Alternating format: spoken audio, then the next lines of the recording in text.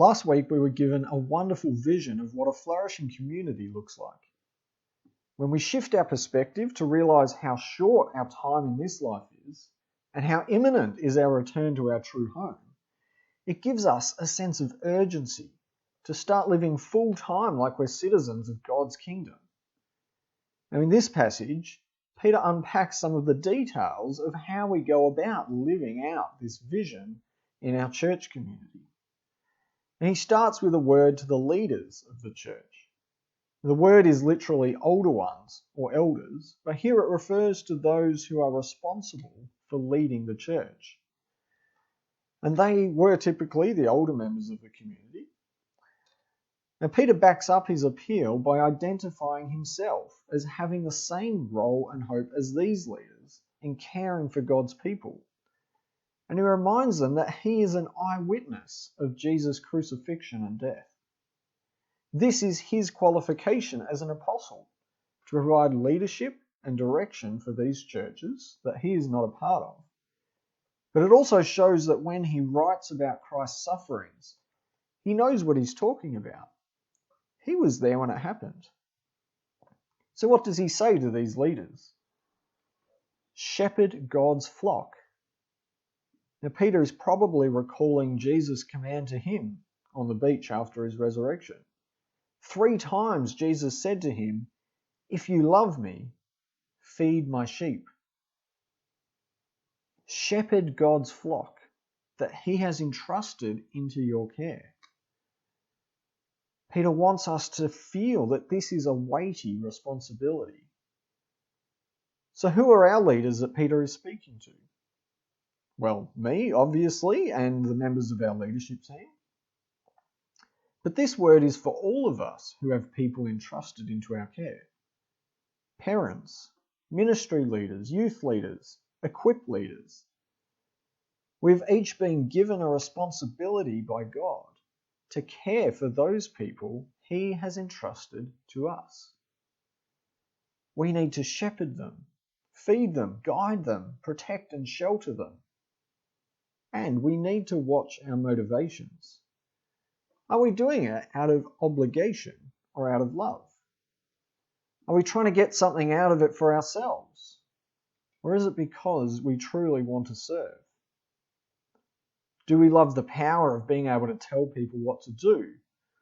Or are we first and foremost leading by example? Finally, remember that our example is the chief shepherd, Jesus. And he is the one who will reward us for this small but important role that we have played in caring for his sheep. And next, Peter has a message for those of us who are younger. Submit yourselves to your elders. Really? Okay, boomer, whatever. But before we dismiss this as just another annoying green light for older people to cramp our style and ruin our fun, see, we need to take a moment to understand what this means. Submission isn't just rolling over and doing what we're told. It is a willing decision to honour the God-given responsibility that these people have for our well-being. Remember, God has entrusted us into their care. And isn't it a blessing that God has given us people who have been through the things that we're facing and who can give us a godly example that we can follow? And lastly, Peter has an instruction for everyone. Clothe yourselves in humility. Pride has no place in a community of people who are relying entirely on God's grace. Because everything that we have or do comes entirely from God. Humility demonstrates that our trust and hope is in God alone. And we can rely on him to look after our worries and cares and vindicate us on the day that he comes. But be warned, we do have an enemy who's actively trying to harm us. He is the real agent behind the opposition and persecution that we face. But we don't face this threat alone. we stand shoulder to shoulder with all our brothers and sisters in Christ around the world. How do we resist the devil? It's not by fighting back or pushing our rights. It is by remaining firm in our faith and trust in what Jesus has done on our behalf.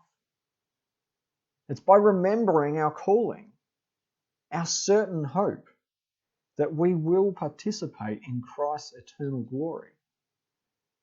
And it's by committing ourselves into God's care, the one who judges justly, who is able to strengthen and sustain us because he is all-powerful for all eternity.